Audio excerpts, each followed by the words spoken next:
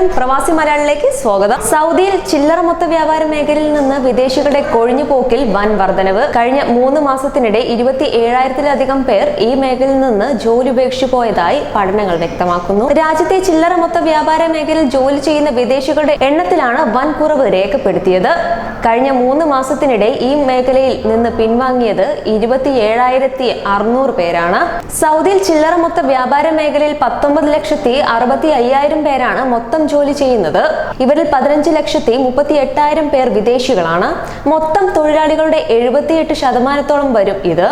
ബാക്കി വരുന്ന 4,26,700 പേർ സ്വദേശികളുമാണ്. സ്വദേശികളിൽ ഭൂരിഭാഗവും വനിതാ ജീവനക്കാരാണ്. 1,88,500 പേർ.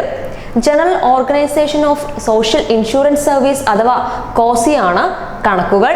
General organisation of social insurance service അഥവാ ഗോസിയാണ് കണക്കുകൾ പ്രസിദ്ധീകരിച്ചത്.